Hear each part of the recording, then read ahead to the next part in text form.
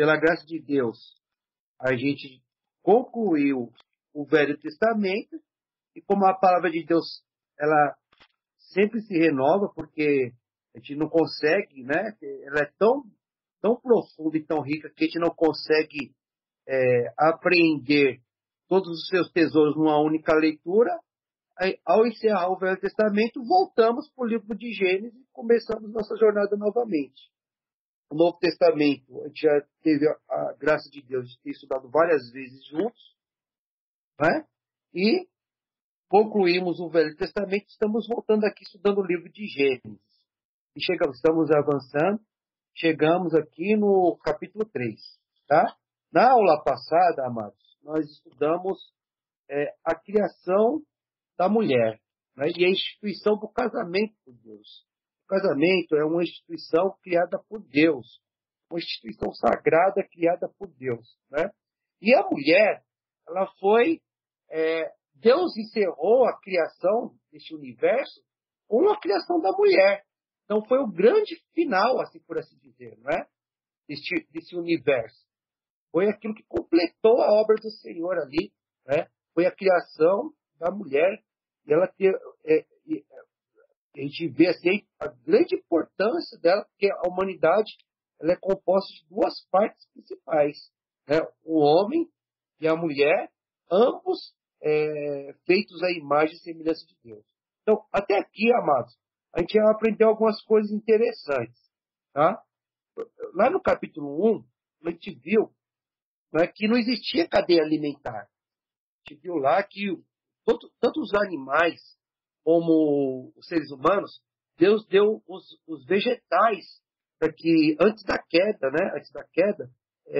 os vegetais para que tanto os animais como os seres humanos se alimentassem. Isso para mim é muito interessante, amados. É muito interessante. Porque nas plantas, né, nos frutos, nas verduras, existem proteínas, existem carboidratos, existem lipídios, gorduras, né? São proteínas vegetais, né? O carboidrato vegetal, lipídio, né, gorduras vegetais. E do que as plantas se alimentam, amados? Né? Elas se alimentam a partir da luz, elas fazem na fotossíntese, e elas produzem seus próprios alimentos. E os animais comem, né? Comem dos frutos, né, dos vegetais e vivem. Depois da queda, animal passou a comer animal. Tá? Animais passaram a comer animais. Porque com a queda, né, o universo está morrendo, assim como sente aquela fome de Deus, não tem mais aquela energia. Tá bom? Se hoje comer, né, alimentos à base de vegetal é saudável, imagina no mundo que ainda não tinha entrado a maldição. Imagina o poder dos frutos, das verduras, do paraíso, irmãos. Né? A luz que vinha de um sol, o alimento que aquelas plantas, a energia que aquelas plantas produziam, né? O alimento que elas produziam com aquela luz daquele sol que ainda não foi amaldiçoado.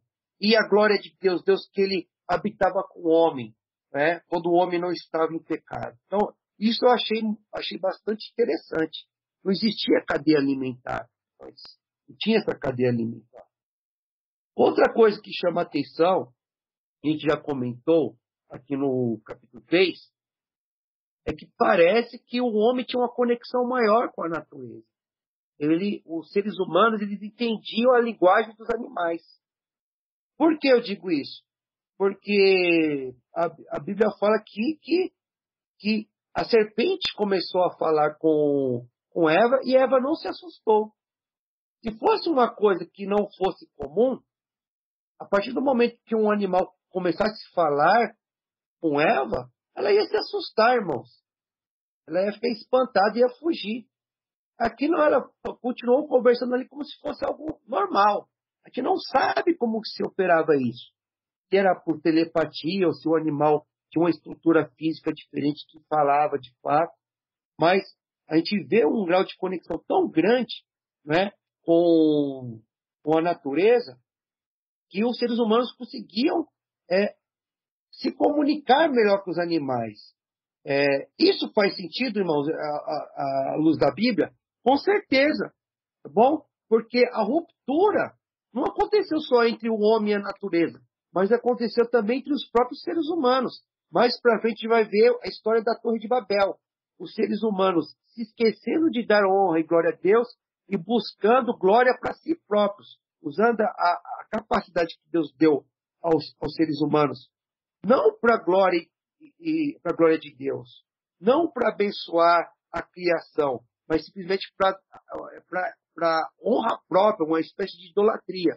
E o que Deus faz diante daquele projeto? Ele confunde as línguas. Confundiu as línguas, não é?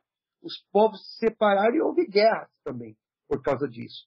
Então, a queda fez uma ruptura entre os homens, os animais e também entre as próprias nações. Tá? Entre as próprias nações. Então, como explicar aqui, né, irmãos? Porque a Bíblia fala que a serpente era o mais sagaz que todos os animais selváticos. E a gente viu no capítulo 1 que tudo que Deus fez foi bom, inclusive a serpente. Então, como eu interpreto aqui? A interpretação que eu tenho, irmãos, tendo em vista lá Apocalipse capítulo 12, fala que Apocalipse capítulo 12, lá o dragão, se chama diabo, também a antiga serpente. Né? Então, o que eu entendo? Aqui no capítulo 3, versículo 1, o livro do Gênesis não é um livro simbólico, tá? Como o livro do Apocalipse, por exemplo, que usa assim. Não, é uma narração direta aqui. Então, eu acredito que a serpente aqui era um animal mesmo, que não se arrastava no chão, porque isso vai ser uma mutação genética que vai vir como uma punição, a gente vai ver. Ela não se arrastava, provavelmente tinha patas ou asas, né? E tinha uma certa inteligência e era capaz de se comunicar, tá bom? Era capaz de se comunicar. Então, como que eu entendo isso? Que Satanás, de uma certa forma, enganou a serpente. E a serpente, tendo sido enganada por Satanás, passou a enganar a Eva. Bom, há exemplos na Bíblia, irmãos, de possessões malignas em animais? Será que existem exemplos na Bíblia de possessões malignas em animais? Há exemplos sim. Você lembra de Jesus expulsou os demônios e os demônios entraram nos porcos? Então, há referências bíblicas que não é uma coisa impossível demônios possuírem animais. Tá? A gente tem um exemplo dos porcos ali. É claro que os porcos não têm claro que os porcos eles ficaram malucos ali e caíram no abismo e se afogaram, né? Mas o que o diabo faz quando invade a vida de uma pessoa? É destruir a pessoa, quer levar as pessoas para o abismo, para o suicídio, para a destruição, para a perdição. Então não é impossível, não é, que haja possessões malignas, ou pelo menos não era impossível que houvesse possessões malignas em animais. Por isso eu entendo aqui no capítulo 3 que a serpente era um animal criado por Deus. E tudo que Deus criou foi bom. Mas acredito que a serpente, aqui, de certa forma, ela foi enganada por Satanás e foi usada por Satanás para enganar Eva. Tá? Eu não acredito que foi uma possessão, como aconteceu lá com os porcos, lá no Novo Testamento, porque aqui a gente estava no jardim, né? Não tinha ainda essa queda, ou seja, nem os animais, nem os seres humanos estavam tão sujeitos a possessões, a esse domínio de Satanás, como depois da queda, tá bom? E por que eu entendo que ela foi enganada e foi usada? Porque Deus ele vai, de uma certa forma, dar uma punição para a serpente. Ou seja, por que Deus ele vai dar uma punição para a serpente? Porque, de uma certa forma, parece que ela cooperou com a vontade dela. Tá bom? Agora, mas tem um ponto aqui muito interessante. Como, então, Deus permitiu, né, que o diabo, né, Satanás, nesse mundo que ainda não tinha caído, não tinha entrado o pecado no mundo, agir ali de uma certa forma a usar a serpente, não é? Tem uma passagem de Ezequiel, capítulo 28, amados, que fala do rei de Tiro. É uma profecia contra um rei que existiu lá na época de Ezequiel e que Deus prometeu que ia destruir aquele rei e a sua nação. Agora, já comentou, já é comum na Bíblia, irmãos, no Velho Testamento, passagens do Velho Testamento servirem como sombras que apontavam para o futuro, um cumprimento maior. Por exemplo, lá no livro de Isaías, o Senhor falou que ia punir Judá, não é? Mas mesmo assim ele falou uma palavra de promessa para o povo de Judá, né? Diante das ameaças que ele ainda ia durar se ele se mantesse fiel. E como a prova disso, o Senhor falou para Isaías se casar com uma mulher e que essa mulher, que era uma jovem virgem, iria se casar com uma jovem virgem, né? E essa mulher ia dar à luz um filho e era para Isaías colocar o nome desse filho de Emanuel. Então, teve um cumprimento naquela época, mas aquilo apontava para algo muito mais importante, muito mais valioso lá para o futuro, que era o nascimento de Jesus. Teve um cumprimento na época, mas também apontava como sombra para algo mais importante e profundo, ou seja, que Jesus nasceria de uma virgem mesmo, no sentido sobrenatural. E seria chamado Emanuel, mas no sentido de quê? A palavra Emanuel significa Deus conosco. Então, houve uma aplicação. Aí eu me pergunto, será que o inverso é possível também? Em alguns momentos, Deus trouxe uma profecia para um tempo específico, mas algo que aconteceu ali naquele tempo específico era uma sombra não do futuro, mas do passado? Era algo que revelava algum mistério das origens? Algumas pessoas acreditam, irmãos, né, que essa passagem de Ezequiel, capítulo 28, versículo 14, eu vou abrir lá com vocês, usando a figura do rei de Tiro, Deus se lembrou da queda de Satanás. Tá bom? E eu quero ler com vocês para a gente voltar aqui. Vamos abrir lá em Ezequiel, capítulo 28.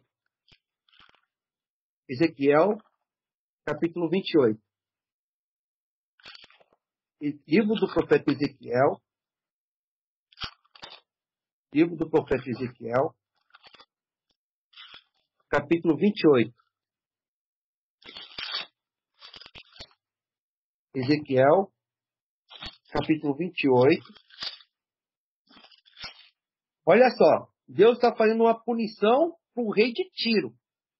Mas tinha algo semelhante ao rei de Tiro, que alguns intérpretes entendem que lembrou Deus de uma figura, ou seja, de Satanás. E olha que interessante o que Deus fala do rei de Tiro aqui, ó. Ezequiel capítulo 28, versículo 11 ao 15, diz o seguinte: Veio a mim a palavra do Senhor dizendo, Ezequiel capítulo 28, versículo 11, Veio a mim a palavra do Senhor dizendo, Filho do homem, levanta uma lamentação contra o rei de Tiro e diz-lhe, assim diz o Senhor Deus, tu és o sinete da perfeição, cheio de sabedoria e formosura. Olha o versículo 13, que interessante. Estavas no Éden, jardim de Deus. De todas as pedras preciosas te cobrias, o sárdio, o topázio, o diamante, o berilo, o ônix, o jaspe, a safira, o carbúnculo e a esmeralda. De ouro se te fizeram os engastes e os ornamentos, no dia em que foste criado, foram eles preparados. Tu eras querubim da guarda ungido, e te estabeleci. Permanecias no monte santo de Deus, no brilho das pedras andavas. Perfeito eras nos teus caminhos, desde o dia em que foste criado, até que se achou iniquidade em ti. É muito interessante isso aqui, irmãos. Estavas no Éden, jardim de Deus. É claro que aqui está falando do rei de Tiro, mas é que nem eu falei para vocês. Será que Deus viu uma coisa? Porque esse rei de Tiro, irmãos, ele se tornou uma pessoa sábia, rica, inteligente, e parecia que ele tinha um certo temor a Deus. Porém, ele se encheu de orgulho e começou a desprezar a palavra de Deus e lutar contra a vontade do Senhor. Será que a atitude do rei de Tiro fez lembrar o Senhor, fez lembrar o Senhor de Satanás, da queda? Alguns intérpretes entendem isso aqui. Ele usa a figura do rei de Tiro para falar de Satanás.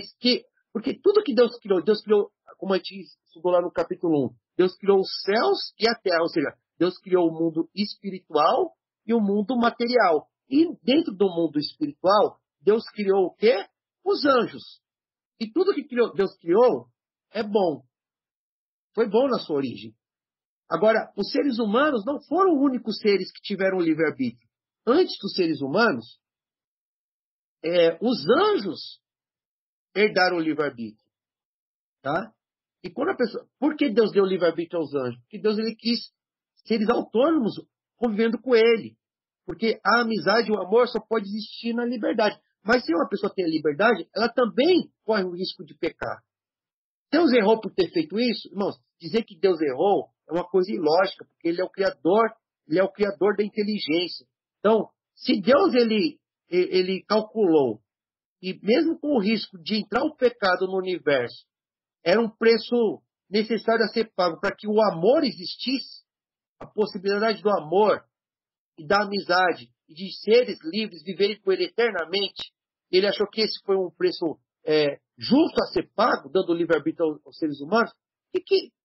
Quem somos nós para contestar Deus? É erro dos seres humanos se derem livre-arbítrio para a inteligência artificial. É um erro dos seres humanos se eles derem livre-arbítrio a robôs. Por que seria um erro dos seres humanos? Porque os robôs podem ser muito mais fortes do que os seres humanos. Os robôs poderiam destruir os seres humanos. Não vão destruir porque existe um Deus acima até dos robôs, né? Existe Deus acima de tudo. Mas que pode trazer muito sofrimento aos seres humanos, se os seres humanos cometerem esse erro, sim. Tá? Porque se derem livre-arbítrio a alguns robôs, pode ser que alguns robôs ajudem a ficar do lado dos seres humanos. Escolham ficar do lado dos seres humanos. Mas o que garante que os robôs bons vão ganhar dos robôs maus? Está entendendo? Agora, na questão de Deus, por mais que ele dê o livre-arbítrio aos homens e aos anjos, ele é superior aos homens e aos anjos. A hora que ele quiser fazer essa história de livre-arbítrio parar e julgar, ele para. Mas quando ele dá um basta, vai ter pessoas que escolheram servir e vai ter anjos que permaneceram fiéis a ele. Lá no livro de Apocalipse, usando aquela simbologia, que estrela significa anjo, a Bíblia fala que Satanás levou 1/3, fez cair 1/3 das estrelas do céu. Ou seja, a grande maioria dos anjos permaneceram fiéis ao Senhor, se valeram do livre-arbítrio para amarem o Senhor eternamente. A grande maioria está com Deus. Quem caiu? 1/3 dos anjos. E quem se rebelou, o mal surgiu com quem? Com Satanás. E aqui a Bíblia fala que, ó, se aqui está fazendo uma referência a Satanás, ó, estavas no Éden, jardim de Deus. Agora Deus colocou ali, se isso aqui está se referindo mesmo a Satanás, irmãos.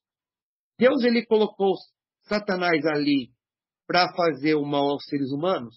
Não, porque a Bíblia fala que os anjos são espíritos ministradores para ajudar aqueles que hão de herdar a salvação. Então Deus ele colocou lá Satanás no jardim do Éden para abençoar Adão e Eva.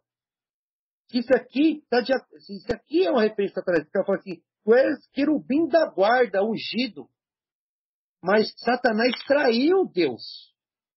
Usou seu livre-arbítrio para trair Deus. Ele não se sujeitou à vontade de Deus de criaturas tão poderosas como anjos servindo aquelas criaturas mortais. Porque eu acredito, amados, que se não tivesse entrado a queda no Jardim do Éden, o plano de Deus era o seguinte, né? Que as pessoas vivessem eternamente, mas o planeta Terra tem limites. Né? Mesmo antes da queda, o planeta Terra tinha limites. É um mundo material. Então, ao invés, para não ter uma superpopulação e os recursos gastarem, né?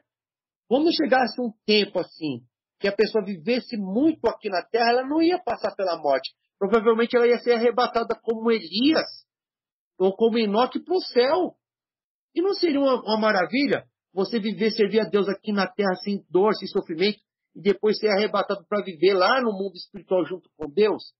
Esse era o plano de Deus. Eu acredito que era o plano de Deus. Se a morte não tivesse entrado no mundo, se o pecado não entrasse no mundo. Mas Satanás, ele se rebelou contra isso. E ele estava ali no jardim. E, de uma certa forma, enganou a serpente. E a serpente foi usada por Satanás para enganar ela. Mas onde está o amor de Deus? Amados, o amor de Deus se mostra na tua palavra. Quando a gente obedece Deus, mal nenhum nos toca. Se Eva e Adão não tivessem atendido uma voz que fosse contra o seu Criador, mal nenhum ia tocá-los.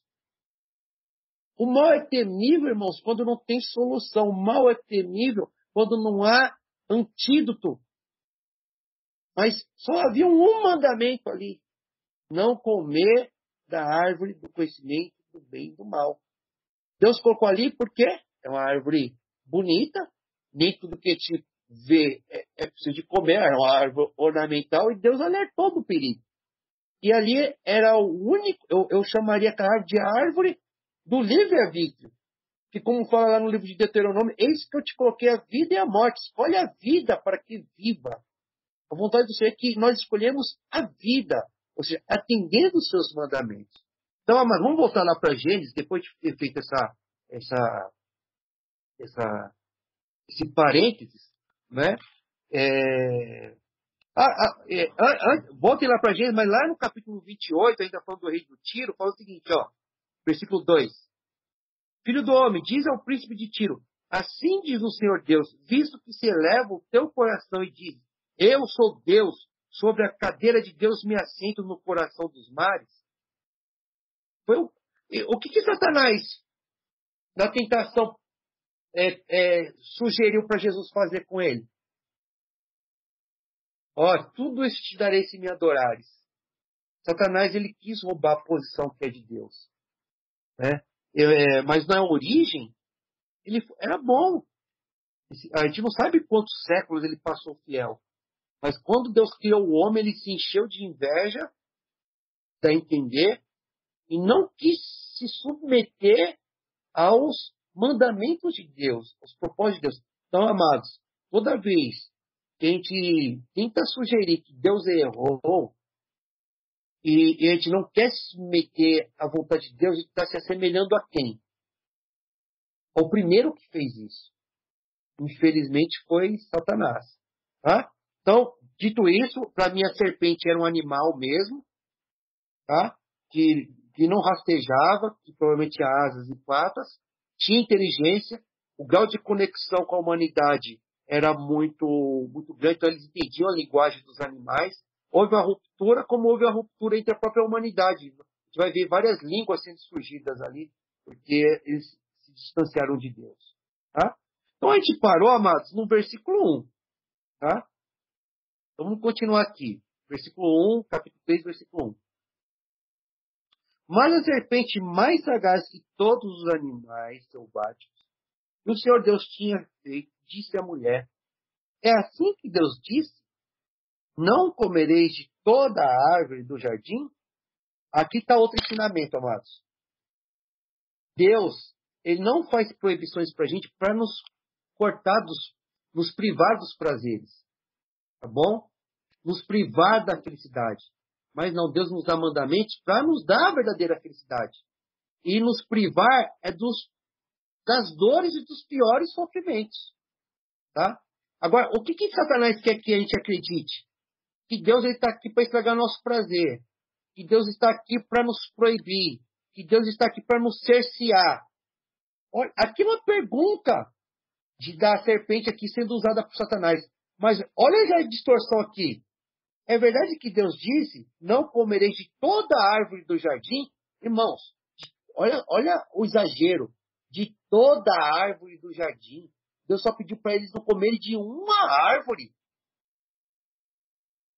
Não é essa o pensamento que as pessoas que estão no mundo têm? Ah, não se torna crente não, porque senão você não vai ter alegria nenhuma. Ah, não busque a Bíblia não, porque você não vai poder mais fazer nada. Irmãos, o mundo não sabe se divertir. Quem sabe se divertir é o cristão, tá bom? Porque o mundo, ele acha que se divertir é se drogar, é se prostituir, é se afundar cada vez mais, é prejudicar a vida toda para ter um momento fugaz de prazer. O cristão não. O cristão, ele não idolatra as coisas. Ele preenche o seu vazio com Deus. E por isso ele consegue usufruir melhor as coisas que são lícitas. Tá bom? Respeitando os limites de segurança que Deus deu. O sexo é uma bênção. Mas quais foram os limites que Deus deu? Não de forma egoísta e dentro do casamento. Respeitando a integridade e os sentimentos do outro no casamento. Limites, né?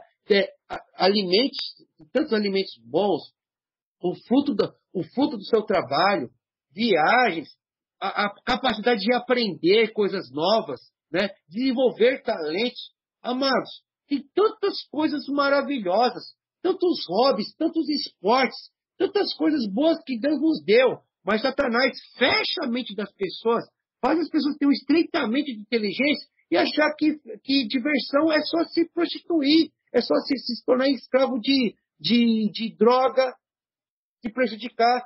Ah, não faz isso não, porque se você fazer isso, você não vai poder fazer nada. Quem não faz nada, irmãos, é quem está no mundo, que está aprisionado pelo pecado. Essa é a mente, essa mentira que Satanás está pela boca da serpente jogando para Eva, é uma mentira que engana muitas pessoas ingênuas e orgulhosas, tá, irmãos, hoje em dia. Muitas vezes essa tolice, essa aparente ingenuidade, bate de coração de pessoas egoístas e presunçosas, que se acham mais sabichonas do que Deus. Mas o servo do Senhor, ele sabe que a esperança nossa esperança está na vida eterna, e o Senhor, quem nos preenche é Deus. E o Senhor fala que o que você tiver que comer, o que vestir esteja escolhido. Então, o servo de Deus, por ser uma pessoa preenchida, ela fica mais feliz, mais satisfeita de forma mais fácil, irmãos. Ela não precisa se entupir de coisa para ser feliz. Então, como ela já alcança satisfação de forma mais fácil, é muito mais fácil vir lucro. O que passar disso é lucro. E ela usufrui da coisa melhor da vida, irmão. Você ser grato a Deus, aproveitar das coisas boas da vida e você deitar a cabeça no travesseiro e saber que não se prejudicou, que não pecou contra Deus. Então não se deixe enganar por essa conversa fiada de Satanás. Tá? Que Deus quer te cercear. Que Deus quer te proibir. Não, Deus quer evitar que você vá parar no inferno. Que você vá parar numa Cracolândia. Tá? Que Deus ele quer evitar que você envelheça longe dos seus filhos, da sua esposa. Deus ele quer evitar que você não pegue uma AIDS, doenças venéreas. Quantas pessoas aí estão aleijadas porque bebeu e saiu aí para uma balada, até perderam a vida aí, ó, batendo o carro bêbado, que nem louco. Então, quantas pessoas não têm nem salário? Nem salário, sabe por quê? Porque a maior parte vai para o vício e depois vai para pensões, para um monte de filho que a pessoa jogou aí no mundo que nem vai ter respeito a esse pai porque não conviveu com essa mãe. Antigamente, amados, né, eu via assim, muitos filhos abandonados pelos pais. E, geralmente as mães seguravam a onda. Mas as mulheres estão imitando os homens aqui que tem de pior. E eu que sou professor, estou tendo um caso cada vez mais grande de não só homens abandonando os filhos, mas mães abandonando. Tem pelo menos umas 4 crianças lá que são criadas nem pelo pai nem pela mãe. Às vezes é pelo tio-avô. Às vezes é pelo vizinho que tomou a guarda. Mas onde começou isso aí? No oba-oba, no sexo desmedido, na balada. E quando você vai vasculhar lá, por que um pai e uma mãe abandonam um filho? Tem a droga ali. Tem a cocaína, tem o crack, tem a maconha. E Satanás, ele não começa já com o pesado. Ele começa com as drogas chamadas lícitas. É o cigarro, é a cervejinha. Ah, mas tem muita gente que bebe, mas também não estraga a vida toda, não se destrói, não abandona os filhos, mas não aceita Jesus, não se converte, porque não quer perder a cervejinha. Então, por mais que a pessoa aparentemente é feliz aqui, no caso, uma, um transtorno para a sua vida, porque bebe socialmente, mas se isso impede ela de se chegar para Cristo e ser salvo, isso aí é um ídolo. Isso aí é maquiado. Está indo para o inferno. Se tem qualquer coisa aqui nessa vida que você ama mais do que Deus e você não quer abrir mão para se converter a Jesus, isso aí, irmãos, é uma isca no anzol que Satanás está jogando para a tua vida para você se perder. Aí a mulher responde, Satanás. Respondeu a mulher: do fruto das árvores do jardim podemos comer. Podemos comer. Então ela conhecia a palavra. Conhecia a palavra. Mas do fruto da árvore que está no meio do jardim, disse Deus: dele não comereis, nem tocareis nele, para que não morras. Aqui também está um exagero, parte de Eva. Deus falou que não era para comer da árvore do fruto. A gente não vê lá na ordenança de Deus, pelo menos pelo que eu li aqui, Deus falou que não poderia tocar nem na árvore. Né? Não vejo isso aqui. Tá bom? Versículo 17 do capítulo 2. Versículo 16 e 17. E o Senhor Deus lhes deu esta ordem: de toda árvore do jardim comerás livremente, mas da árvore do conhecimento do bem e do mal não comerás, porque no dia em que dela comeres, certamente morrerás. Então não veja aqui no mandamento de Deus, ele falando, não pode tocar, nem olhar para a árvore. Tudo que Deus criou, irmãos, era bom, não podia comer, mas talvez a árvore tinha uma função, e era o papel de Adão e Eva cultivar o jardim. E tinha uma árvore ali que eles podiam cultivar. Era a árvore do conhecimento do bem e do mal. Mas tinha que ter cuidado. Mas exagerou. Sabe qual é o problema de exagerar nos mandamentos de Deus? É que quando você desobedece aquilo e não vê a consequência, aí você acha que pode desobedecer mais. Eva ali tocou, não aconteceu nada, não morreu. Então Deus mentiu. Irmãos, sexo é pecado? As pessoas exageram. É pecado. É uma coisa podre. Podre porque perverteu. No casamento não é pecado. É uma bênção. Para marido e mulher. Desde que não idolatra, é uma bênção. Então, respeitando o sexo limite de Deus, Deus impôs, é uma bênção. Errado é fora desses limites que Deus colocou. Mas tem gente que exagera tanto que proíbe padre de se casar. Dança é pecado? Irmãos, Davi dançou diante da Arca da Aliança, com alegria ao Senhor. É pecado dançar. O pecado é você, uma dança, né, promíscua, uma dança com a letra suja, uma dança com movimento que vai despertar pensamentos indecentes nas outras pessoas. E isso é errado. A Bíblia fala que a sensualidade tira o quê? O entendimento. Isso é. Agora, dançar em geral não é pecado. Viajar é pecado? Se você viajar para ir pecar, é. Se você viaja à custa dos outros, ou se endividando, se prejudicando, é. Viajando para você se você viver uma vida de viagem só, sem querer trabalhar, ou sem querer congregar, ou servir a Deus, ou de forma, é pecado. Mas se é para você repouso, você cumprir com o seu dever, né? Trabalhou, você mantém o dia ali de congregar o Senhor, está indo para reparar suas forças, ver as coisas que Deus criou, coração alegre. Comer é pecado? Não, irmão, você se alimenta. Agora, a gula é pecado. Então, a gente tem que tomar cuidado com os exageros, que são as tradições dos homens. Tá? São as tradições dos homens. Então, Deus, ele proíbe o que tem que ser proibido e permite o que é permitido. Então, a gente também não pode permitir, amados, que Satanás nos proíba de coisas que Deus nos permitiu, que são bênçãos para a gente. Por você não reconhecer as dádivas de Deus, muitas vezes você se fecha ali naquele mundo cinzento e você não tem motivos para agradecer. Você tem que aproveitar as coisas boas que Deus te deu. E não ficar inventando mandamentos ou tentar fazer que as pessoas cerceiem a liberdade que Deus te deu. Liberdade não para pecar, mas para usufruir as coisas que Deus criou para o bem da humanidade. Porque Deus não come fruto, Deus não se casa. Ele fez isso para a humanidade.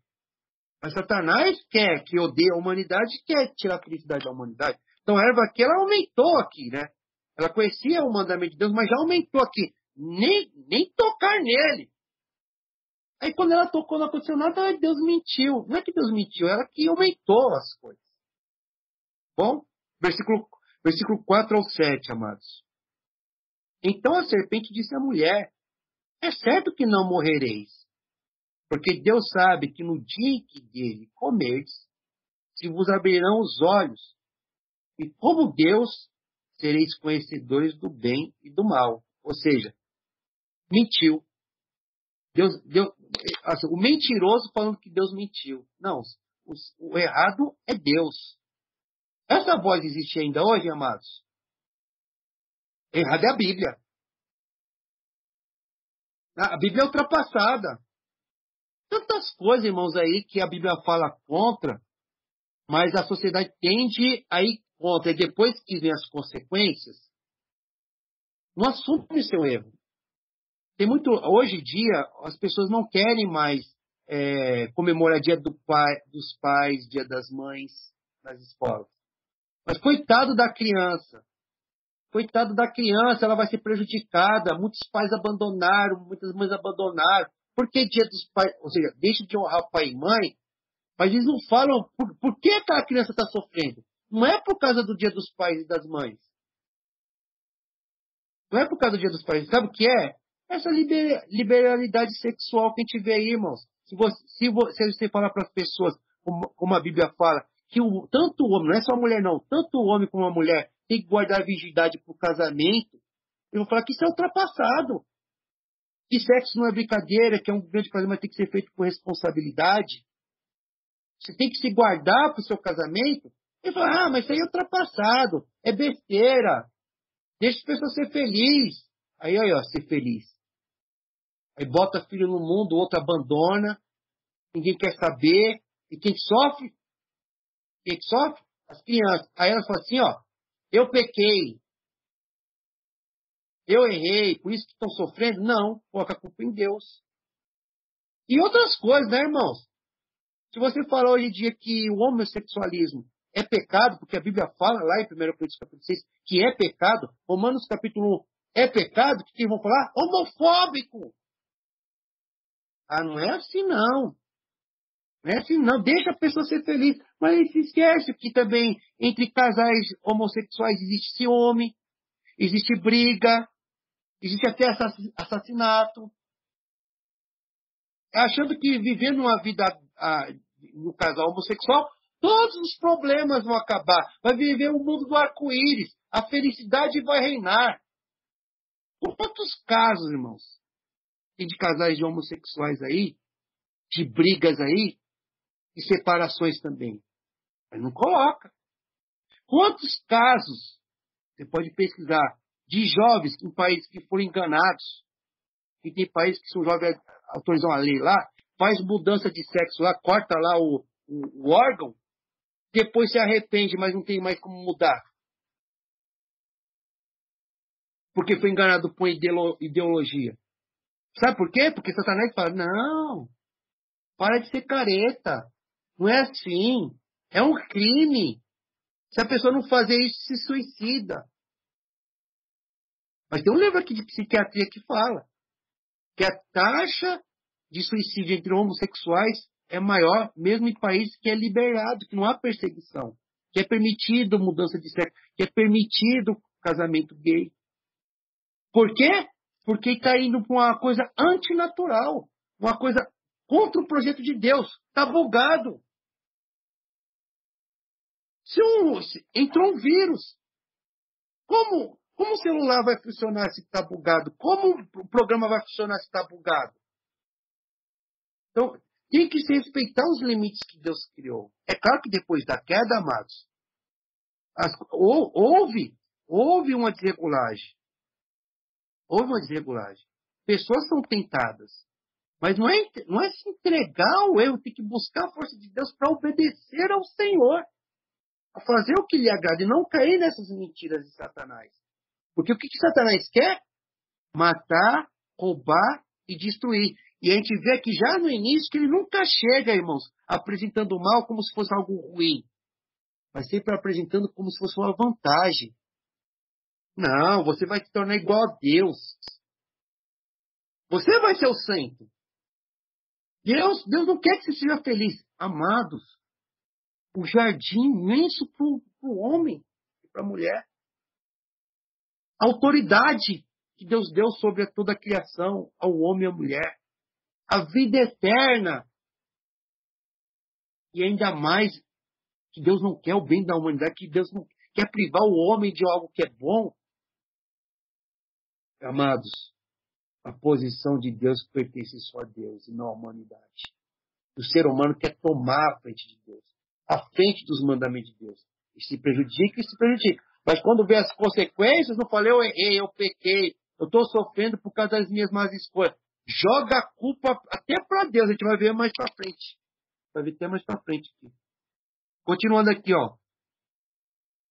Versículo 6. Vendo a mulher que a árvore era boa para se comer, agradável aos olhos. Como assim, né? Boa para se comer, se ela nunca está com os dentes ali. Talvez o aroma, irmãos. Irmãos, uma manga quando ela é doce. E quando está madurinha. Tem um cheirinho bom, né? Essa aí deve estar boa para comer. Vendo a mulher que a árvore era boa para se comer, agradável aos olhos, e árvore desejável para dar entendimento, tomou-lhe do fruto e comeu, e deu também ao marido. E ele comeu. Agora, aqui, algo que é interessante, irmãos. O pecado aqui começou pelo coração, mas ela também entrou pelo quê? Pelos olhos aqui, né? Assim, ela olhou, ela cobiçou, agradável aos olhos e desejável. Jesus, ele falou lá no Sermão da Montanha, se os teus olhos te fazem pecar, arranca-o e joga, né? Porque é melhor você entrar no reino de Deus sem um olho do que o corpo todo ser lançado no inferno. Sua mão te faz pecar, arranca, que é melhor você entrar no reino de Deus sem uma mão do que o corpo todo ser lançado no inferno. É claro, irmãos, que ali é uma parábola. Porque a gente sabe que no dia do juízo final, nós vamos ter um corpo ressuscitado e perfeito. E uma pessoa que perde uma mão, ela pode continuar pecando com a outra mão. Né? Porém, que Deus está falando, se você precisa tomar uma atitude radical para não pecar, radical para não pecar, e dolorosa, porque naquela época que Jesus falou isso, não existia anestesia. Tá bom? Não existia anestesia. Para uma pessoa fazer isso, irmãos, é uma dor imensa. Então, você tem que entender o seguinte, às vezes, para você resistir a uma tentação, é doloroso. Porque Adão e Eva eram perfeitos. Quando eles caíram, eles perderam a perfeição. Então, o que eles passaram para os seus descendentes? A imperfeição. O ser humano ele não foi criado para pecar, mas ele foi condicionado. Ele não foi predeterminado para pecar. Ele foi predeterminado para servir a Deus. Mas há séculos e séculos de condicionamento, de treinamento. Nós temos uma tendência a pecar. É mais fácil para as pessoas errarem do que acertar. Pensa num alvo. E tem ali o centro do alvo. O que é mais fácil, você acertar o alvo ou errar?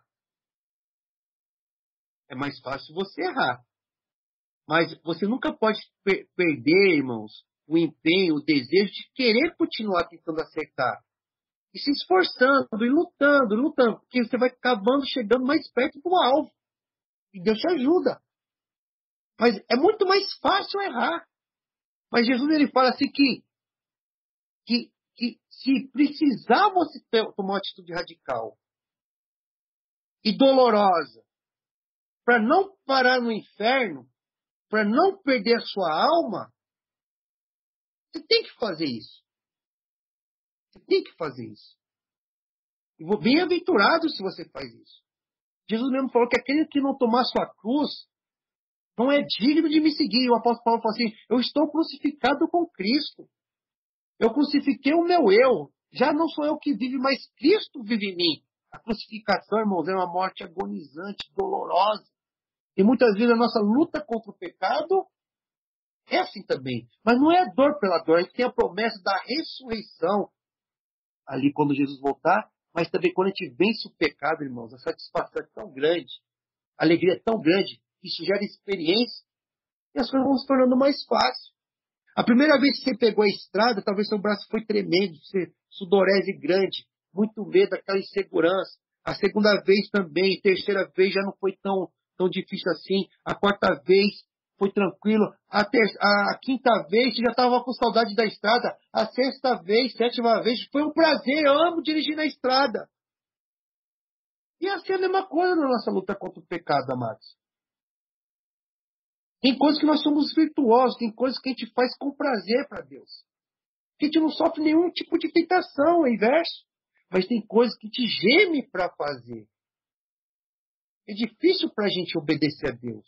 Mas se você se empenhar e tentar, como você está indo para a estrada, às vezes você erra o caminho. Mas você vai, não, tem que aprender, tem que continuar. Se persevera, é que nem as vidas do videogame lá, das vidas, né? Perdeu a vida, você quer ganhar o jogo. Você vai fazer o quê? Continue. Até o ponto que você pega uma habilidade ali, que você não vai perdendo mais vida. Né? A mesma coisa nessa busca da vida. Daqui a pouco é um grande prazer. Porque Cristo morreu na cruz para te dar essa possibilidade de aprender com Deus. Tá? Agora, Eva ali, na queda, ela olhou, ela desejou, e ela procurou ver uma vantagem no pecado. Toma cuidado com os teus olhos, viu, irmãos? Viu, meu irmão? Viu, minha irmã? Toma cuidado com os teus olhos. Toma cuidado com os teus ouvidos. Ao que você dá atenção. Toma cuidado com as vantagens, qual é o seu ponto fraco, tá? Procure andar nos limites que Deus estabeleceu, que o mal não vai tocar na tua vida. Você vai viver uma vida abençoada. Você vai ver que mesmo no mundo onde entrou o pecado, mas também nesse mundo entrou Jesus Cristo, o Salvador, para nos dar vida plena. Se você buscar o Senhor, é claro que você vai passar por momentos de sofrimento, tribulação, o próprio Senhor passou, mas você vai ver que não é essa mentira toda que Satanás conta, e que convenceu muitos que a vida é uma tragédia, que a vida não vale a pena ser vivida. Não, irmão, a vida não é tão dura assim não, tá? A vida não é uma tragédia como Satanás tenta contar para muitos, que infelizmente muitos são levados ao desespero e acreditam nessa história. Não, viver com Cristo é bom, amados. Cristo nos deu a vida, Cristo nos deu o perdão, que o Senhor nos dá o refrigério. Aqui não é o céu ainda, mas o céu pode começar aqui, porque o reino de Deus, como fala lá em Lucas capítulo 17, começa dentro de nós. Dentro de nós. Agora é interessante, amados, que Eva comeu e parece que não aconteceu nada. Aí fala assim, ó, comeu e deu também ao marido. E ele comeu. E depois que Adão comeu, é que acontece o versículo 7, ó. Abriram-se então os olhos de... Abriram-se então, aqui ó, um advérbio. Então significa o quê? Naquele momento. Qual é aquele momento? No momento que Adão comeu. Quando Adão comeu, os olhos dos dois abriram. Isso aqui é muito interessante, irmãos. Por que não abriu o olho de Eva já no primeiro momento ali? Quando ela comeu? Isso mostra como homem e mulher estavam conectados. Conectados. Tá? Conectados. E uma doença, quando ela se instala, irmãos, os principais sintomas não aparecem de imediato. Ela vai ganhando espaço até os sintomas aparecerem. E se eu faço uma pergunta, né? E se Adão não tivesse comido o fruto? O que poderia ter acontecido? A gente não tem a resposta, irmãos. Mas nos dias de hoje, uma mulher pode induzir seu marido, uma mulher que foi enganada por Satanás, pode. Qual é o risco, quem enganada por Satanás, de também enganar o seu marido? Corre o risco. Um marido que é enganado por Satanás, ele corre o risco de fazer a mulher dele pecar e se desviar de Deus? Corre o risco também. Agora imagina um casal onde um está errando e tenta induzir o outro ao erro, mas o outro permanece fé em Deus. O que um servo de Deus vai fazer se uma mulher propor o pecado? Eu acredito que um servo de Deus fala, meu amor, eu te amo muito, mas amo mais a Deus. Se arrepende desse seu pecado, viu? Eu não concordo com você. Amar não é concordar com tudo. Isso que você está fazendo é errado. Se converta. E esse homem não vai orar por essa mulher? E se essa mulher se arrepender, o casal não vai ser restaurado? A saúde não vai ser restaurada? A Bíblia fala, irmãos, que Jesus é o esposo perfeito. A igreja é sua noiva. E a Bíblia fala que o Senhor ele foi curando a sua noiva, a sua esposa, pelo lavar da água, pela palavra. É na obediência à palavra de Deus que a gente se purifica. E no caso inverso, muitas mulheres salvaram o seu casamento. O homem que estava se desviando, Satanás estava tentando, a mulher confrontou o pecado, continuou amando o homem, mas foi fiel ao Senhor. Eu quero passar a vida inteira com você, mas antes Deus. Se você escolher outro caminho, eu vou sofrer muito, mas eu não vou abandonar o Senhor. Mas abandone esse caminho, meu marido. E muitos acabaram se convertendo, restaurou. Imagine se Adão faz, meu Deus, a minha querida mulher, a gente viu lá no versículo 21, versículo 23, o poema que Adão fez. O que eu faço, Senhor? Não quero ficar sem minha mulher, não. Mas eu não vou idolatrar ela. Deus é maior. Não vou idolatrar. Eu não vou querer morrer junto com ela, mas, Senhor, salva minha mulher. Me perdoa, Senhor. Ela estava ali sozinha. Eu também tinha uma responsabilidade. Eu deixei minha mulher sozinha ali. Se eu tivesse lá perto, eu tinha repreendido.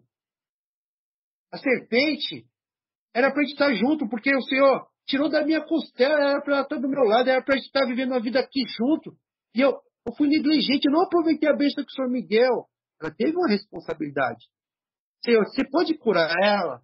E Deus ia decidir, irmãos. Como eu vejo aqui que os olhos de ambos só se abriram quando o pecado foi consumido definitivamente, quando Adão comeu, eu desconfio. E se Adão tivesse rejeitado ali aquela proposta de Eva, Deus tinha restaurado ela. Sabe por quê? Que lá no livro de 1 Timóteo fala que Eva foi enganada, Adão não. Adão ele fez consciente do que estava fazendo. A Eva foi ludibriada. Ela foi ludibriada, ela acreditou que não ia ter problema. Mas Adão ele sabia que era errado. Então o que Adão fez? Eu acredito que ele amou mais Eva do que a Deus.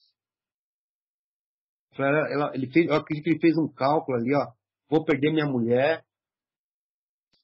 Não aconteceu, eu estou vendo aqui, não aconteceu nada com ela. Eu vou desobedecer a Deus. Mas no momento que ele comeu, os olhos de ambos se abriram, e a Bíblia fala aqui, ó, versículo 7. Abriram-se então os olhos de ambos, percebendo que estavam nus. Cozeram folhas de figueira e fizeram cintas para si. Quando ouviram a voz do Senhor Deus, que andava no jardim pela viração do dia, esconderam-se da presença do Senhor Deus, o homem e sua mulher, por entre as árvores do jardim. E chamou o Senhor Deus ao homem e lhe perguntou, onde estás? Ele respondeu, ouvi a tua voz no jardim, porque estava nu, tive medo e me escondi. Olha só, irmãos, eles pecaram. Ainda era o jardim do Éden? Ainda era o jardim do Éden. Ainda tinha o fruto da vida? Ainda tinha o fruto da vida. Deus já tinha amaldiçoado o universo? Ainda não. Mas eles já não eram mais felizes. Primeiro abalo que o pecado causa, irmãos, é um abalo psicológico. Já não era mais já não era mais o jardim, já não era mais um jardim de delícias para isso, porque Porque a punição de Deus já estava sobre a cabeça deles. Agora, a gente vai morrer. E ficaram com medo de Deus porque eles acharam o quê? Que chegando Deus ali, ele falou que eu vou morrer, então na hora que ele chegar eu vou morrer. Mas é interessante, irmãos, que mesmo depois que o Senhor expulsou Adão e Eva, Adão viveu 930 anos. 930 anos. Ué, mas Deus mentiu? Deus nunca mente, amados. Nunca mente. Sabe quando você corta um galho, uma árvore, e joga ali no chão? Ela já tem vida, ela está desconectada com a vida, da vida ali, sabe? Ela está desconectada. Mas a folha fica imediatamente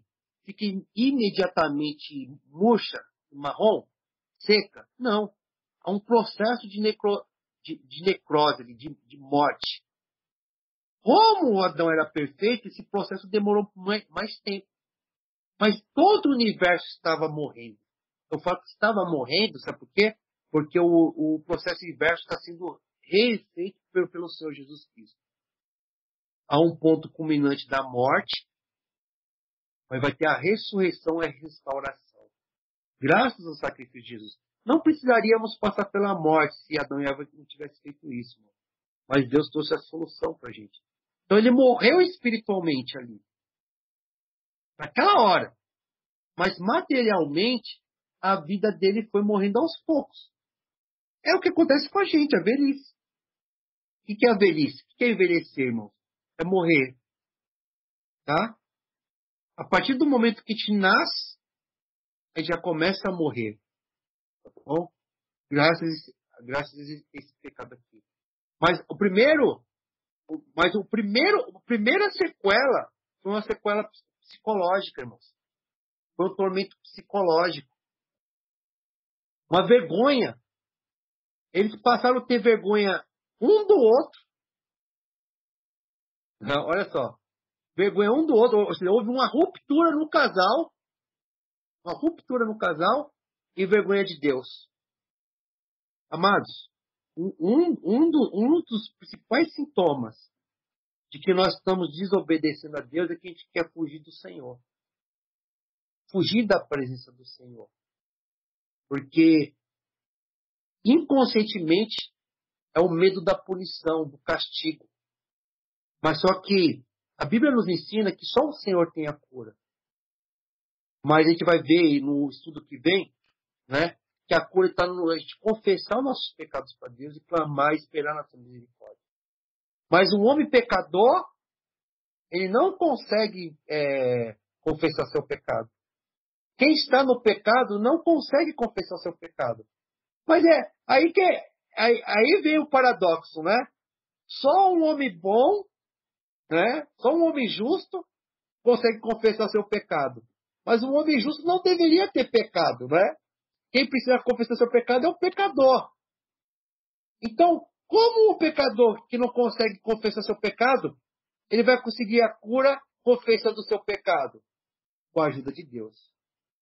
Quando a pessoa consegue assumir o seu erro, confessar o seu erro diante de Deus, para Deus, e deixar esse erro, é porque o Espírito Santo de Deus está agindo na vida dela. Por isso, irmãos, que confessar o pecado para Deus é medicina. Tá? Assumir o nosso erro é medicina. Porque se você fica negando, projetando a culpa para os outros, fingindo que não é erro, aquele erro vai persistir na sua vida, a doença vai persistir na sua vida. A causa do seu tormento vai persistir na sua vida e vai te levar para a destruição e a perdição. Quando você assume que aquilo é errado e clama por socorro ao Senhor e espera no Senhor, você fez uma coisa que o pecador sozinho não consegue. Se você chegou a isso é porque você creu no poder de Deus, o Espírito Santo está agindo na sua vida e você vai alcançar a cura. Mas isso a gente vai comentar mais no estudo que vem, se Deus quiser, porque já deu a nossa hora, tá bom? Então vou parar aqui, amado, no versículo 10, e a gente volta para essa reflexão na quinta-feira que vem, se Deus quiser. Alguém gostaria de comentar só alguma coisa no finalzinho? Fique à vontade, tá bom? Eu vou tomar um golinho de água aqui rapidinho. Alguém gostaria de comentar? Ou fazer alguma pergunta? Fique à vontade. Boa noite, irmão. Boa noite a todos. Eu achei Boa noite, irmão. que quando Deus falou para não comer da árvore do bem e a árvore do conhecimento, né, que é do bem e do mal, assim que eles comeram, Eva e depois Adão, essa árvore trouxe mais malefício, bem muito mais malefício, né, do que benefício para eles, porque eles estavam felizes ali no jardim, né? E outra coisa que me chamou a atenção, irmão, quando o irmão falou que aquela árvore era bom assim aos olhos, né? O irmão até citou aí a manga, né? E trazendo isso aqui também para os dias de hoje, a gente vê muitas pessoas, por exemplo, vendo na televisão, a pessoa tomando vinho, a pessoa cheira o vinho ali, parece ser algo tão inofensivo, né? A pessoa se embriaga, destrói vidas.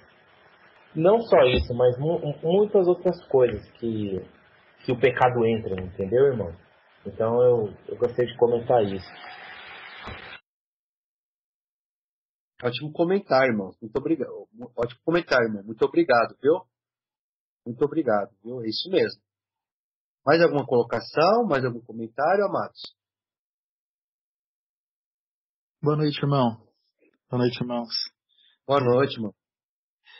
Me chamou muita atenção esse verso 8, além de tudo que tu comentou, porque fala aqui sobre Deus andar no jardim, como tu comentou muito bem, e é algo que a gente vê só mais à frente acontecendo quando Deus institui o tabernáculo, né? E aí ele anda ali sobre o tabernáculo, mas a gente não vê isso acontecendo mais, né?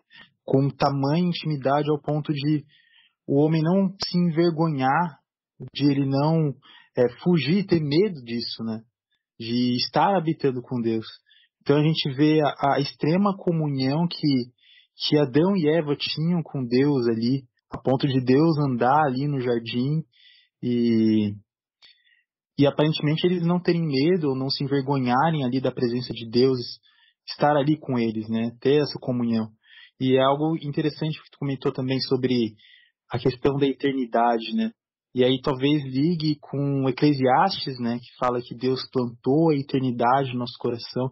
Talvez seja o ponto que nós somos criados para a eternidade, mas por conta dessa queda que nós vemos aqui, o rumo foi diferente, né? E aí nós temos essa eternidade plantada no nosso coração e nós ansiamos por viver essa eternidade e fica no nosso coração, né? Eu acho interessante esses versos aqui. E agradeço, irmão, pelo estudo, muito bom. Obrigado pelos comentários, Felipe, e pela participação, viu, irmão? Mais alguma colocação? Mais algum comentário? Ok? Então vamos para os pedidos de oração, irmãos.